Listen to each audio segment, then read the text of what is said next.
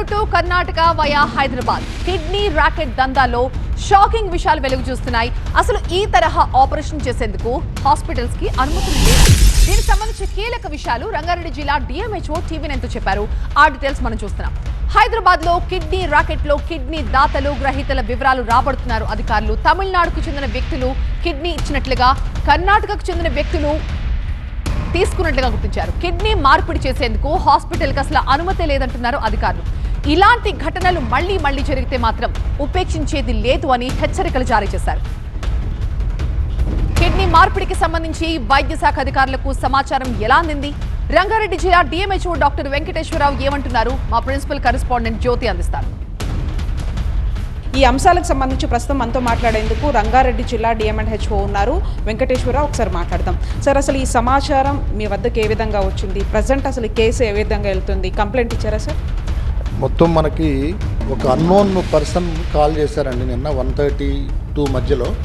ఆ టైంలో నేను మీటింగ్లో ఉన్నాను. అప్పుడు వాళ్ళ రిలేటివ్స్ని వీళ్ళని కొంచెం ఇది చేసి మాట్లాడి బాగా ప్లీజింగ్గా మాట్లాడి చేస్తే అప్పుడు మనకి వివరాలు తెలిసినాయి. అంటే డెఫినెట్గా కిడ్నీ డోనర్స్ ఇద్దరున్నారు. వాళ్ళ కిడ్నీ ఏదైతే డొనేట్ చేశారో వాళ్ళ కిడ్నీస్ తీసుకొని వీళ్ళకి ట్రాన్స్ప్లాంట్ చేయడం జరిగింది అనేది వాళ్ళ ఇన్సిషన్స్ ఇవన్నీ వాళ్ళు చెప్పిన విధానాన్ని బట్టి మేము అర్థం చేసుకొని ఇమీడియట్గా పోలీసు వాళ్ళకి కూడా ఇన్ఫర్మేషన్ ఇస్తే అప్పటికే ఇన్స్పెక్టర్ ఉన్నారు. ఆ తర్వాత ఏసీపీ డీసీపీ వాళ్ళు కూడా వచ్చారు. అందరం కలిసి ఇమ్మీడియట్గా వాళ్ళ మీద యాక్షన్ తీసుకుందాం అనేటటువంటి ఆలోచనతో వాళ్ళని ఎవరైతే పేషెంట్స్ ఉన్నారో ఆ పేషెంట్స్ నలుగురిని కూడా, అంటే డోనార్స్ ఇద్దరు, అదే రకంగా ట్రాన్స్ప్లాంట్ చేయించుకున్నటువంటి ఇద్దరు, వాళ్ళ నలుగురిని కూడా 108లో మనం గాంధీ హాస్పిటల్కి షిఫ్ట్ చేసి ఈ ట్రాన్స్ప్లాంటేషన్ చేయాలన్నా కూడా అవగాహన ఉన్నటువంటి వ్యక్తి చేయాల్సినటువంటి పరిస్థితులు ఉంటాయి. అంటే ఎవరు ఏంటి అనేది ఏమన్నా వచ్చాయో డీటెయిల్స్? వాళ్ళు ఏం చెప్తున్నారు? అసలు ఎవరైతే ఓనర్ ఉన్నారో అతను ఏం మాట్లాడుతున్నారు మీతో? ఇప్పుడు యాక్చువల్గా మనం ఇచ్చింది ఓన్లీ 9 బెడ్స్ కోసం. ఒక ఎంబీబీఎస్ డాక్టర్, అంటే ఎండీ చేశాడు అతను కజకిస్తాన్లో. అతను ఈక్వలెంట్ టు ఎంబీబీఎస్ అతను. ఆ తర్వాత ఒక ఎంఎస్ చేసి ప్లాస్టిక్ సర్జరీ చేశారు ఎంసీహెచ్. అతని పేరు మీద, ఒక ఫిజిషియన్ పేరు మీద మనకు అప్లై చేయడం జరిగింది. అంతే తప్పితే యూరాలజిస్ట్ కానీ నెఫ్రాలజిస్ట్ కానీ ఎలాంటి అనుమతులు లేవు. మనం వాళ్ళకి ఇవ్వలేదు. మనం ఇచ్చింది జనరల్ సర్జరీ లేకపోతే ప్లాస్టిక్ సర్జరీ చేసుకోవడానికి ఫిజిషియన్, జనరల్ ఫిజిషియన్కి.